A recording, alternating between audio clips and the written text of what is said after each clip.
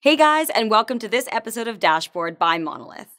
Last week, we got into big news with Big Navi and AMD in general, automotive AI, and business VR. Take 5 to get caught up with this link here.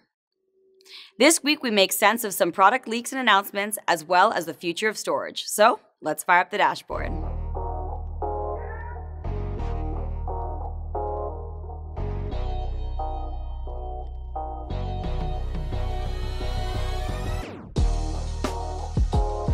With the dust barely settled after the iPhone 12 launch, Apple is back at it with more updates to their product lines. For this cycle, they've already updated smartphones, watches, tablets, etc., leaving laptops untouched until now. In a few days, the One More Thing event will most likely change that.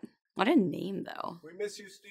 It's common knowledge that Apple intends to transition Mac computers to ARM-based Apple Silicon, with their first Macs to be powered by these SoCs debuting later this year. But the full transition may take about 2. TSMC will manufacture these CPUs with its N5 process technology. Apple intends to design a family of Mac SoCs tailored specifically for personal computers while housing the same architecture as the A4 chipset used for handhelds. Each chip is said to include Apple's Neural Engine machine learning processor, a GPU, and a CPU. The promise is that, in comparison to Intel and possibly AMD CPUs, these units will provide industry-leading performance per watt and even higher performance. Though Apple hasn't explicitly outlined which computers are first to house these chips, the Webernet has been up to its regular deduction. The obvious guess is either MacBooks like the Air and the Pro in both the 13 and 16 inches. The new systems are assumed to retain Intel's Thunderbolt 3 interface, though USB 4 support is possible. Alternatively, Apple might throw in another AirPods headset, AirTag trackers, or literally anything else. Given that they've brought back the late Steve Jobs' unpredictable catchphrase for the name of this event, anything is possible. We just can't get away from AMD news. They're just everywhere. CPUs, GPUs, mergers, stocks, and well, we're a data-driven company, so when the numbers match the news headlines, we have to swoop in.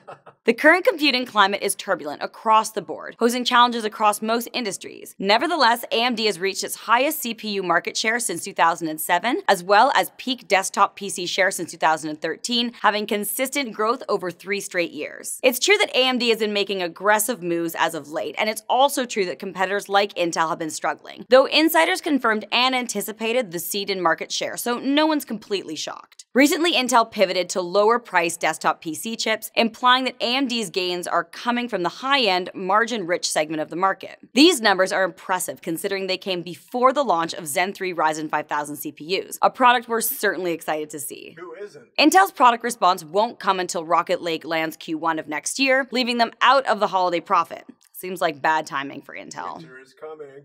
NVIDIA's proving they're not done yet either. A convincing leak proved the GeForce Eagle OC RTX 3060 Ti really does exist. Gigabyte posted images showing this to be a fairly compact GPU and ideal for SFF gaming PCs. This model has a dual-fan cooler, as with the other Eagle OC GPUs, a factory overclock giving it a performance edge. From first glance, it looks set to sport a single 8-pin power connector, so we can reasonably assume its TDP will be around the 200-watt mark. The picture confirms that the 3060 Ti comes with 8GB DDR6 memory, same as the 3070. Previous rumors suggest the 3060 Ti would come with 48 64 CUDA cores, 152 Tensor cores, and 38 RT cores, all for roughly $400. And we're thinking it will make its way to market for the beginning of December. Okay. Which is when all these specs will be put to the test.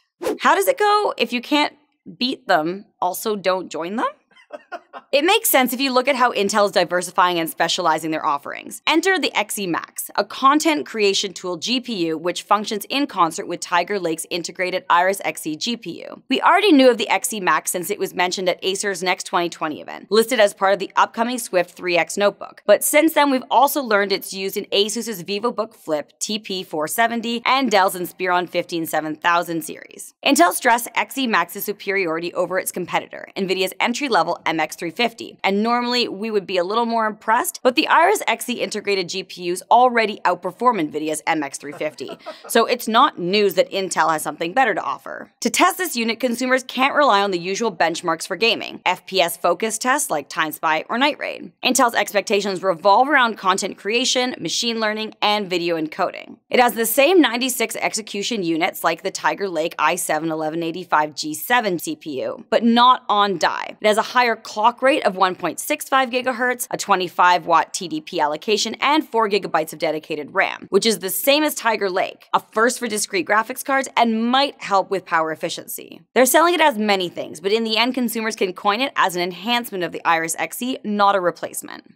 After a successful crowdfunding campaign, Xiaomi has brought Ningmei's Rubik's Cube Mini to the market. I mean, it's cute, but what on earth does it do? It measures 2.4 times 2.4 and 1.6 thick, almost the size of a real Rubik's Cube, weighing 145 grams and features a metallic body. It's powered by a Celeron J4125, a quad-core 10-watt CPU without hyper-threading, and comes with a 2 GHz base clock, but boosts to 2.7. It even has a little fan to make it a little cooler. Ba-dum-bum. Because CPUs need fans to stay cool, but it also makes it cooler.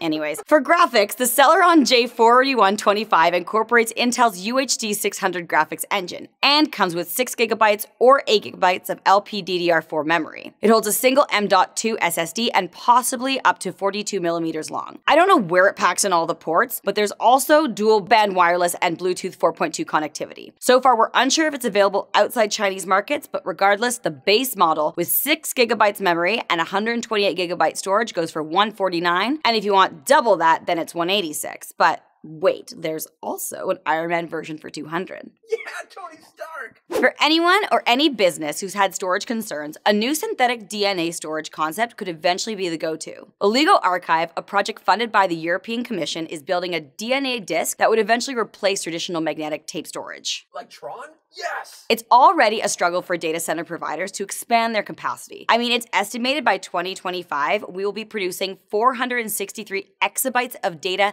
daily. That's roughly 212,765,957 DVDs. DV what? However, a single gram of DNA can hold 455 exabytes of information. If we scale that, it means all the world's accumulated data could fit inside a shoebox.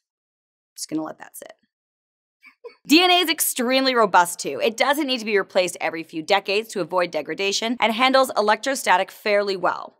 It's bananas. But obviously, it's too good to be true for the average consumer right now because it's cripplingly expensive. With so much volume, computer scientists also have to be careful with sequencing errors, which happen when DNA nucleotides are repeated too many times. The team at Oligo Archive has been given 3 years to come up with proof of concept, and if all goes well, it shouldn't be too long after we start to see practical applications in production. You have just 6 weeks left to enter our epic code red. This giveaway is one AMD Ryzen 5000 custom workstation to one lucky winner. It's simple. Hit the link in the description and check it out. To be eligible for this prize, you have to like this video, subscribe to our channel, follow us on social, and hey, check out our product lineup at monolithgroup.ca. I'm Jana, this is Dashboard, and I'll see you next week.